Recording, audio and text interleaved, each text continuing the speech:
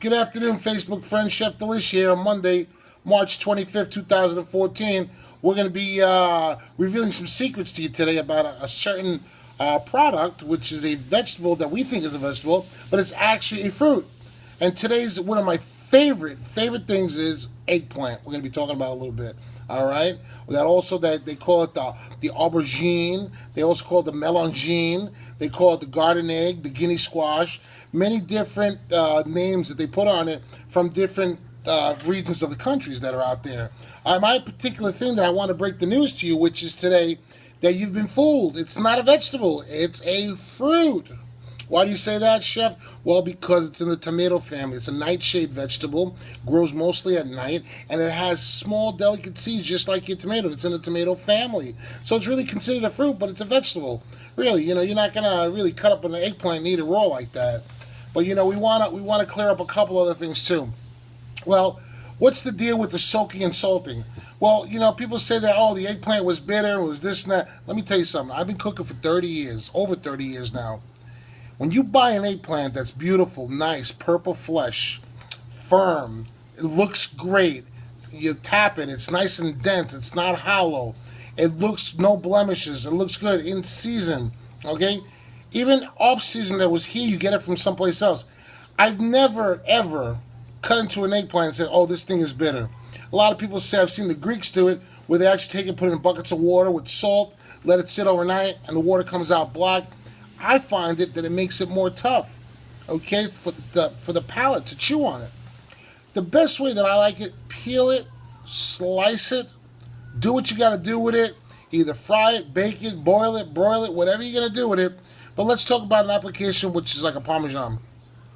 The most famous way that people love this particular dish, and why they hate making it, because it makes a mess, and it's a lot of labor. I don't blame you for not eating it at home. That's why you pay us in the restaurants to do it for you, okay? Amen? So anyway, listen, the best way to do it is you take it, you cut off the two ends, you peel it with either a potato peeler or with a knife.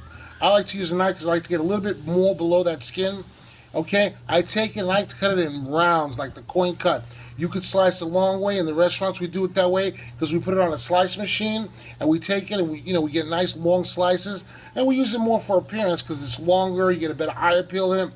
But I like doing it the round way because it fits in the frying pan, okay? You want to take that eggplant, you want to season it, a little salt, a little pepper, maybe a little grated cheese if you want, whatever you want on there, adobo, sazon, I don't care what you want to put on there. Be careful, not too much salt, because as we go, breadcrumbs have a little salt in it, your marinara might have some salt, your cheese got a little salt in it, and before you know it, what do you got? You got a whole casserole full of salt. So be careful with that. You want to layer your flavors, not your sodium, not your harsh flavoring items, okay? Remember, salt just brings out the flavor. It doesn't really give it flavor. It brings out the product, the beauty of the product. Little salt on a steak, what does it do? Take two steaks and grill them, one with salt, one without salt. Which one do you want to eat? That salt is magic, okay? I don't care what they say it's bad for you. It's magic. So remember, take it, season it a little bit, beat up a couple of eggs, right? And put a little milk in there just to water it down, just a drop. Okay, so you don't get all that thick egg in your breadcrumbs, because then your eggplant's going to become too thick. So take it, a little bit of flour, a little egg wash into your breadcrumb, or you can avoid the flour stage. What I like to do, you could just go right from your egg wash into your breadcrumb. There's nothing wrong with that. Usually the flour helps it adhere, gives it a little more moisture, a little more barrier, okay? Either way, you're going to be fine, okay? So don't worry too much about it. Or you can even wet it with water and make sure you pound your breadcrumb really good. It will hold. It ain't going to hold as great as eggs do, but it'll work. Use a good canola oil, any kind of light oil.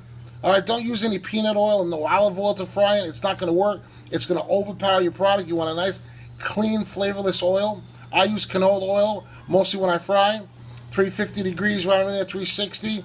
Fry it golden brown on each side, and make sure after you fry it, okay? And you don't want to cut it too thick. You want to get nice, like 1/4-inch pieces, okay? Just enough so you've sauteed on both sides where you're going to get that moisture inside and it's not going to dry up, okay? Don't cut it paper thin. It's not going to work that way. You got to have a little bit of bite to the eggplant, okay? And make sure when you take it out, you pat dry it on some paper towels or layer it in between paper towels. Once that dries off, you can do two applications. You can take it, get a nice semolina bread, crack it open. You can put some olive oil on one side, balsamic on the other, fold in some breaded fresh eggplant in there, little roasted peppers and mozzarella. You got the best sandwich in the world. You know, some sharp provolone in there maybe, whatever you want. Delicious. Eat it by itself. Even just fold them in half with a little Parmesan cheese, put them out at a cocktail reception. You got the best appetizer in the world. But for your Parmesan, I don't like to use mozzarella cheese. Mozzarella cheese to me is blah. It's okay. You know what? When it gets cold, it gets hard, it gets rubbery. If you ask me what I use, I'm going to tell you a secret. I use Munster cheese and some Havarti cheese I mix in there, but don't tell nobody. Anyway, so I do because it's more pliable, it's more soft, it's more delicate, and plus you can taste the product right through those two cheeses, okay? So remember, you can choose the cheese you want, but everybody's used to mozzarella. I don't care for it. I really don't. It has its purpose. If I'm going to eat mozzarella cheese, I'm going to eat a fresh mozzarella cheese with some nice Roma tomatoes, like a caprese salad, where I'm going to enjoy the beauty and the taste of that cheese. I don't want it covered up with sauce and breadcrumbs and all kinds of stuff in there. It defeats the whole purpose. When I eat eggplant Parmesan, my predominant flavor is going to be eggplant. Not garlic in the sauce, not too soupy, not too garlicky. I want to taste the melanzane alla parmigiana. That's what I want to taste. Eggplant alla parmesan. Okay? Alla parmesan means with cheese. So when people say Milanese, let's get that, Milanese. Milanese is only a technique of the way you prepare something. Milanese means it is applied with breadcrumbs. Okay? It's usually a thinner version of whatever you're going to serve, pounded out or tenderized, and it's egg and breadcrumb. Then you have the other preparation, which is called anglaise. Anglaise is when you just do flour and egg and then you apply, then you fry or apply your cooking technique.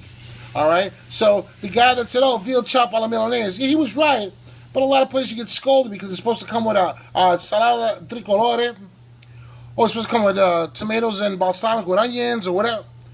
That's not true. That's something that some chef decided to put on the menu and everybody loved it and got used to it. Okay? So anything, you can make chicken Milanese, pork Milanese, any kind of Milanese, and if your shoe looks good, do a little shoe leather Milanese. You can fool your friends. But anyway, listen, getting back to the Milanese, I particularly like it. You could also apply this technique, anglaise, to your eggplant.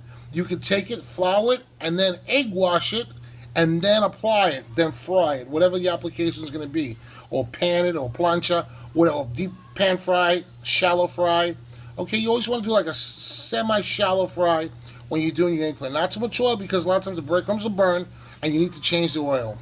So anyway, remember, you don't need to soak and salt it. Pick out a good, firm, flesh, deep purple eggplant and you should have no problems. You can even make great ratatouilles, a lot of good stuff, baba ganoush, all kinds of stuff that Mediterraneans love to use eggplant, and I love it myself. Just roast it, but I love ratatouille. I'll tell you, right over a pasta or something, delicious. We'll talk about those recipes later on. I just wanted to get this eggplant into your head, okay, in a nice way, just so you learn about eggplant. Like I said, sit back, relax, don't stress out in the kitchen, enjoy, okay? And Facebook friends, I'll see you tomorrow with another hot topic. And remember one thing, folks, never trust a skinny chef. I'll see you tomorrow. Thanks.